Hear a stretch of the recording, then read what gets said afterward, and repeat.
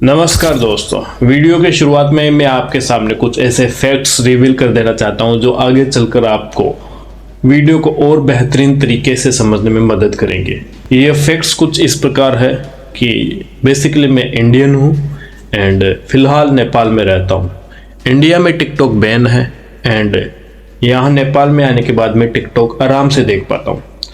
पाकिस्तानी जो लोग हैं भारत के पड़ोसी, वो अपनी फ्रस्ट्रेशन सारी टिकटॉक पे निकालते हैं। आप समझ ही सकते हैं इन छोटी कंट्रीज के लोग एंड इनकी सोच। एंड पाकिस्तानियों को, क्योंकि उनको पीने का पानी तक नसीब नहीं हो पा रहा इंडिया की वजह से, ठीक है, क्योंकि उन्होंने ही हरामखोरी की थी, नमक हरामी की थी, बट बेसिकली उनको जब वो पानी नसीब नहीं हो रहा है तो अपनी फ्रस्ट्रेशन को निकालने के लिए वो मतलब टिकटॉक पर मीम्स बना रहे हैं एंड अपनी अपनी बातें शेयर कर रहे हैं एंड समहाउ इंडिया को मोलेस्ट करने की कोशिश कर रहे हैं लाइक इंटरनेट पर। बट दुख इस बात का है कि हिंदुस्तान को इससे जहाँ फर्क नहीं पड़ रहा। क्यों? क्योंकि हिंदुस्तान में टिकटॉक ऑलरेडी 3 साल 4 साल 5 साल पहले ही बैन कर दिया गया है and they are living free life, है ना, जो केवल पाकिस्तान को दबाना जानती है। ठीक, उनके यहाँ से कोई रिस्पॉन्स आ रहा बिसाइड सीज फायर वो हम माइंड ही नहीं करते। बट एज एन इंडियन जो कि मैं नेपाल में हूँ, मुझे वो सारी चीजें दिखती है जो उनकी फ्रस्ट्रेशन निकलती है टिकटॉक पर। टिकटॉक पर उन्होंने मतलब अपना ट्रेंड जमा रखा है कि पाकिस्तान ही मोस्ट पावरफुल कंट्री है एंड हिंदुस्तान की ऐसी तैसी करके रख देगा इंटरनेट पर। As we all know, internet and virtual reality is not basically reality.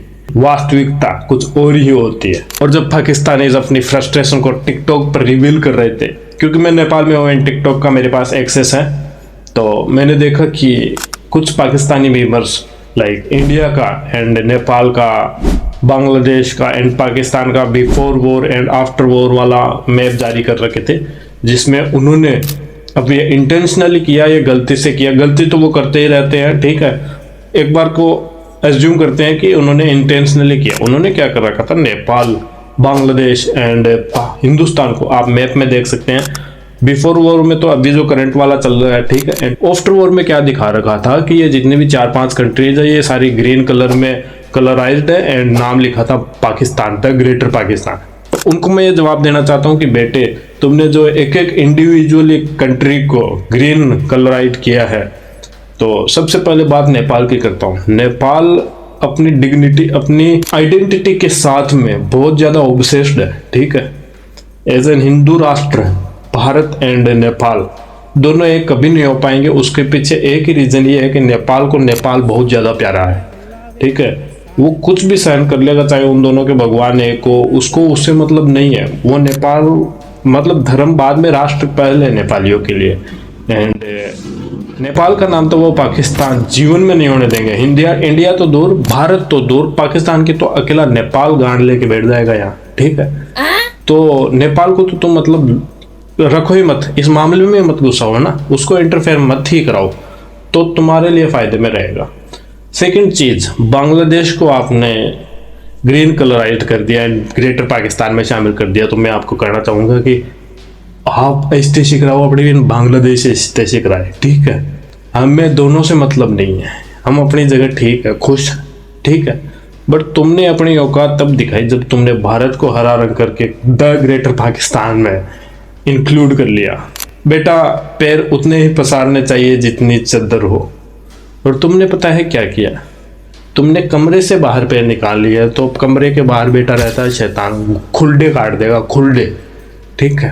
गोडे तक के नीचे आपकी अंगुलियां पैरों की नहीं मिलने वाली है, ठीक है। तुम इंडिया को हरे रंग में शामिल कर दोगे, गज़वाए हिंद बना लोगे। बाप का राज है क्या तुम्हारे? एंड अगर तुम्हारे बाप का राज है तो समझ लो बेटे, हमारा ही राज है, हम ही है तुम्हारे बाप। भूल गए हो तो 1947 में हम ही ने तुम्हें पैदा किया था, पता है कि नहीं? नहीं है तो अपने जिन्ना चाचा से पूछ लो, हम ही ने पैदा करवाया था तुम्हें।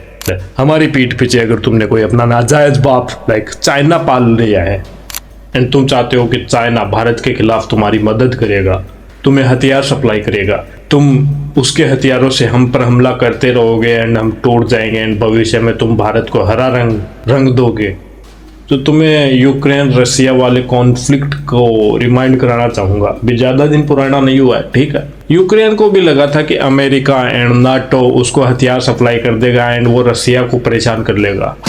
यूक्रेन के पास पहनने के लिए कपड़े नहीं है, उसके लोग तो मतलब मोस्ट ऑफ द आवाम तो खत्म हो ही चुकी है एंड जो बचे हैं वो मतलब दयनीय परिस्थिति में बैठे हैं एंड वो जो उसको हथियार एंड एम्यूनेशन सप्लाई करने का और प्रकार का सपोर्ट देने की कोशिश कर रहे थे युद्ध की शुरुआत में, वो ही उन्हें व्हाइट हाउस में बुला के स्कोल्ड कर रहे हैं कि बॉडी वाले ये क्या कर दिया तुमने, तू एक हारी हुई जंग लड़ रहा है, ठीक है तेरी हार ही होने वाली है, you are not winning this battle.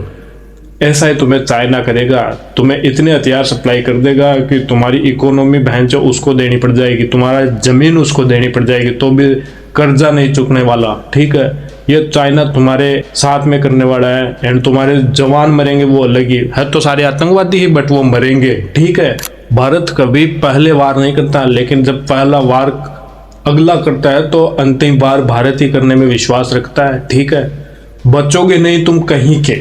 इसी के साथ मैं पाकिस्तानी आवाम को भी ये कहना चाहता हूँ कि ये जो तुम्हारे लीडर्स है जो उकसा रहे हैं कि इंडिया पानी बंद कर देगा तो हम ये कर देंगे, पहला हमला हम करेंगे, ठीक है। इंडिया ने पाकिस्तान का पानी कोई जानबूझकर या चलते फिरते रेगुलरली बंद नहीं किया, उसके पीछे एक बड़ी वजह है, तुम्हें भी पता है 26 लोग मरे हैं हमारे इनोसेंट, ठीक है। उसका मतलब जवाब दिया है इंडिया तो कुछ नहीं है, जब तक हमारे पास वो टेररिस्ट सारे के सारे आएंगे नहीं और वो मिट्टी में नहीं मिल जाएंगे तब तक बदला जारी रखेंगे हम, ठीक है।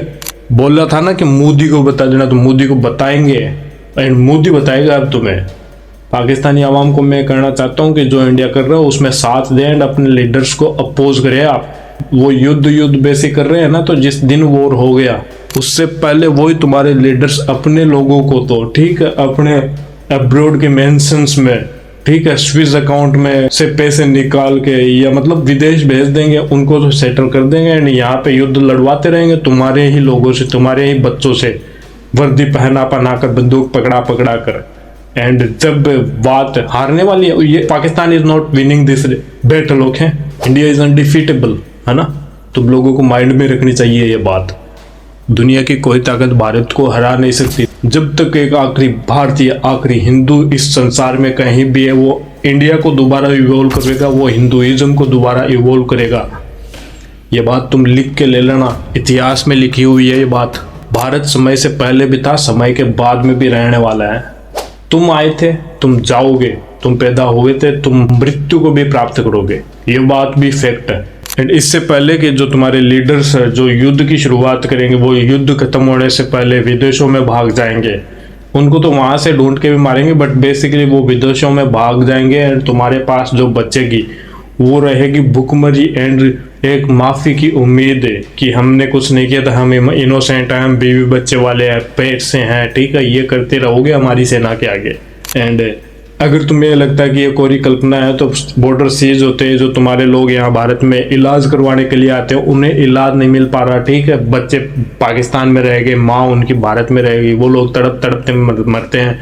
तुम लोगों में से 2-4 आदमी जो आतंकवादी बनकर इन टेररिस्ट ग्रुप्स के बातों में आकर जो इनोसेंट लोगों को मार देते हो, उसका हट जाना नॉर्मल आवाम को, आम जनता को भुगतना पड़ता है। सो मैं तो पाकिस्तान की आम जनता को ये कहना चाहूँगा कि देखो, ईगो की लड़ाई है ये, ठीक है। हिंदुस्तानी आदमी और पाकिस्तानी आदमी दोनों में कोई ज़्यादा फर्क नहीं है। उनके दिल में ये है कि हम कैसे अपने राष्ट्र को हरा देंगे, भारत वालों के भी यही है, ठीक है। तुम अपने राष्ट्र को हराओ तो मत, मगर तुम्हारा फोकस ये रहना चाहिए कि अपने राष्ट्र को आगे ले जाए, जैसे इंडिया ने आज़ादी के बाद किया था। इंडिया और पाकिस्तान आज़ादी के टाइम पर दोनों सेम हालात में थे, ठीक है, लगभग टूटे हुए थे, बट इंडिया ने अपना रास्ता खुद चुना, तरक्की की ओर चुना। एंड तुमने रास्ता ये चुना कि इंडिया के अंगुली कर कैसे करते रहे, तो देख लो तुम कहाँ हो, इंडिया कहाँ है। विकास, प्रगति, ऐसे शब्दों को अपनी डिक्शनरी में डालो।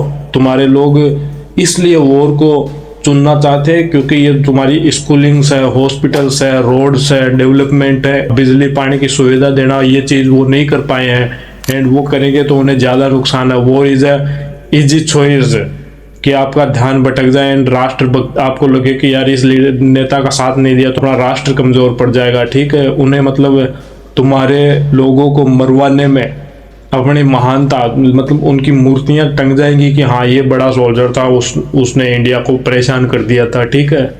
उन्हें हीरो बना देगी वॉर, ठीक है। डेवलपमेंट कराने में उन्हें बहुत ज़्यादा प्रॉब्लम्स आएंगी, करेंगे भी नहीं वो। सबसे पहली बात तो ये है डेवलपमेंट तुम्हारे राष्ट्र का। तो तुम्हारे पास दो ही ऑप्शन है, या तो अपने लीडर्स को अपोज करो एंड टेररिस्ट्स को इंडिया को सौंप दो, उन्हें प्रेशराइज करो कि जिसने भी जहाँ पे भी पनाह ले रखी है टेररिस्ट्स ने, उन्हें इंडिया को सौंप दिया जाए। एंड सेकंड चॉइस इज कि अपने पेट में तुमने बच्चा रख रखा हो या बच्ची रख रखी हो, जब भारतीय सेना तुम्हारे सामने आए तो गिड़गिड़ा के केवल मृत्यु की मांग करना, क्योंकि जीवन बहुत कठिन होने वाला है बच्चों।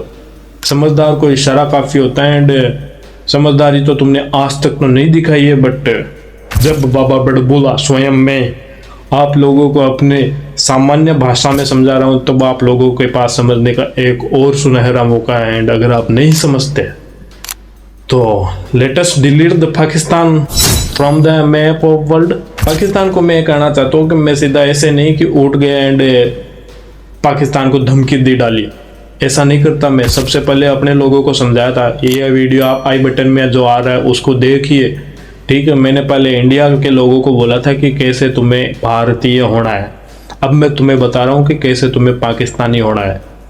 समझ लो, वरना बहुत देर हो जाएगी एंड धरती के नाश को तुम आमंत्रित करोगे। धन्यवाद। जय श्री राम। वाहिगुरु जी दा खालसा, वाहिगुरु जी दी फतेह। जय भवानी।